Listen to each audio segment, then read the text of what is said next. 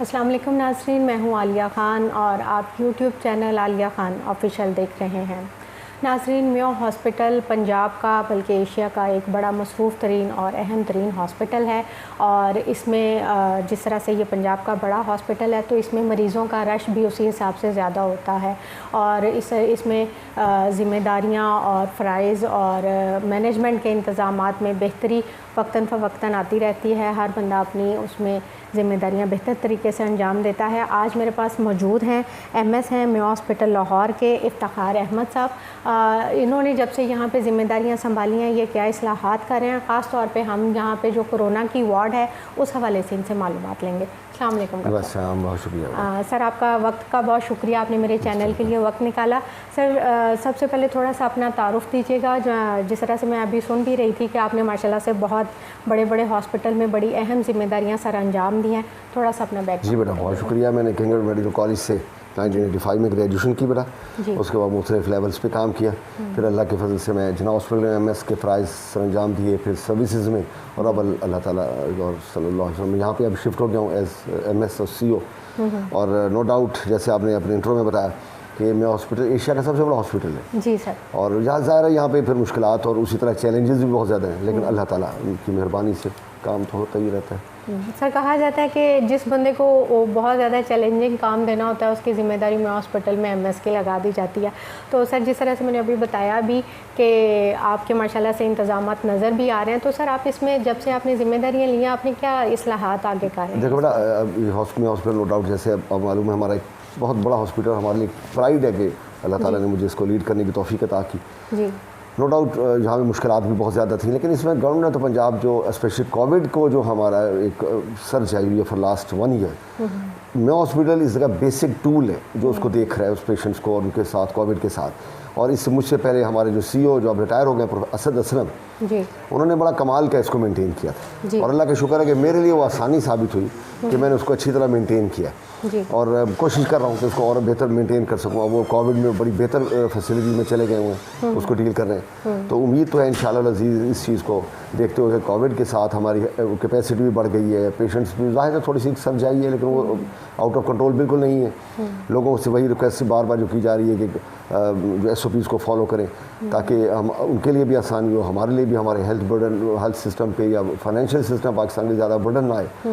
लेकिन यहाँ पे हमारी तैयारी पूरी है इस हवाले से कि पेशेंट्स अगर आते हैं ventilators, beds, HDU beds, high flow beds, हर चीज़ मौजूद है। सर, जिस तरह से आपने बताया कि आपको कोविड का यहाँ पे मैंने देखा भी बहुत अच्छे इंतज़ामात हैं और आप माशाल्लाह से आपने तो एक्सपो पे भी बड़ा अच्छा काम किया।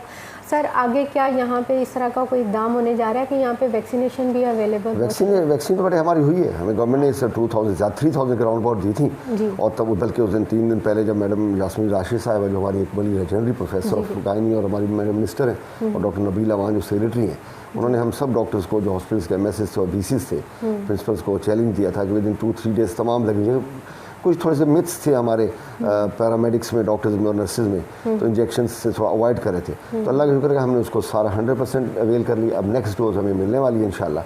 तो जो नेक्स्ट हमारे रजिस्टर्ड पैरामेडिक्स डॉक्टर्स और हेल्थ प्रोफेशनल्स हैं फ्रंटलाइन वाले, उनको इंशाल्लाह हम इंजेक्ट कर रहे हैं। ठीक है। तो सर, पब्लिक के लिए अभी स्टार्ट करने का प्लान नहीं है? जी हाँ, देखें ना, एक्सपो में हम माशाल्लाह 60 ईयर्स से अबव, ये इस गवर्नमेंट का बहुत अहसन कदम है जी कि वहाँ पे देखिए 60 ईयर्स से अबव जो ज़्यादा प्रोन होते हैं किसी भी वक्त इसको इस डिज़ीज़ के साथ उनके रिजल्ट्स बहुत पुअर साबित होते हैं, उनको हम एड्रेस कर रहे हैं। देखिए वहाँ लाइनें लगी हुई हैं, तो अल्लाह का शुक्र हमारा एक्सपो सेंटर बहुत अच्छी तरीके से उसको डील कर रहा है। जी सर। सर, मैंने देखा कि यहाँ पे आपका जो है हार्ट के हवाले से बड़ा अच्छा काम हो रहा है। दिन में काफ़ी ज़्यादा लोगों के जो हैं स्टंट भी डाले जा रहे हैं और कोई किसी किस्म का मसला नहीं है उसमें। और मज़ीद आप क्या? देखिए अल्लाह का शुक्र, बड़े अच्छे वक्त पे सवाल किया।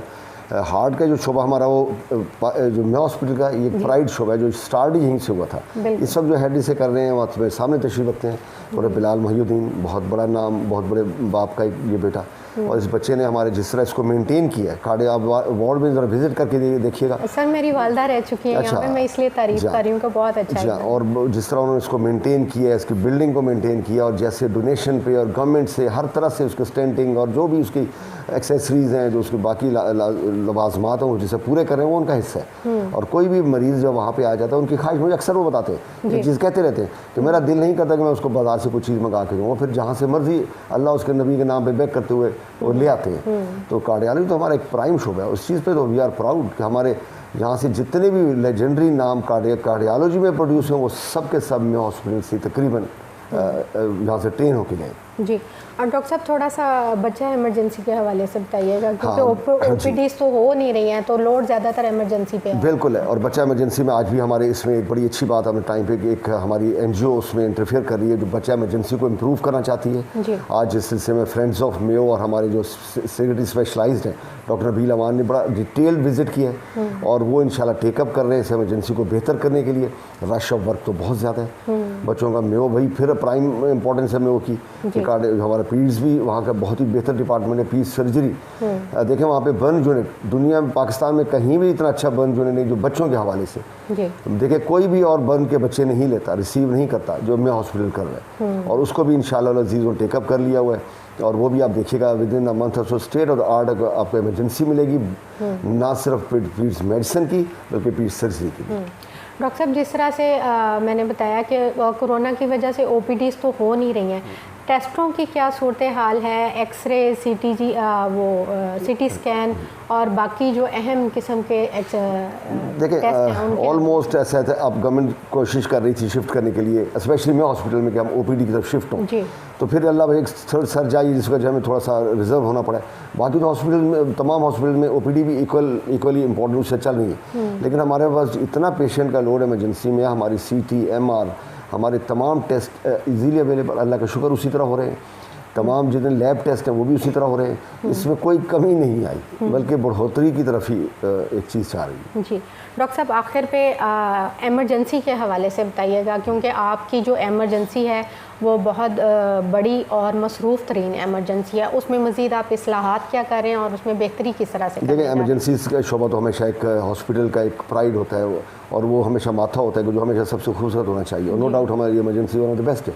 लेकिन रश बर्डन भी उसी तरह पेशेंट्स का, जो सबसे इंपॉर्टेंट चीज़ थी कि मेडिसिन 100% फ्री ऑफ कॉस्ट दी जाए, और वहाँ पे तमाम फैसिलिटीज़, टेस्ट वगैरह की फैसिलिटी, सीटी स्कैन, अल्ट्रासाउंड और ऑपरेशन टेबल, वहाँ पर अपने थिएटर स्पेशली जो हमारी सर्जरी और आर्थोपेडिक्स की या न्यूरो सर्जरी की वो तो अवेलेबल होनी चाहिए, और वो अल्लाह का शुक्र है कि हमारी 100% अवेलेबल, और तमाम medicine free of cost. Doctor साहब आपके वक्त का बहुत शुक्रिया, आपने हमारे देखने वालों को बड़ी अहम मालूमात दी।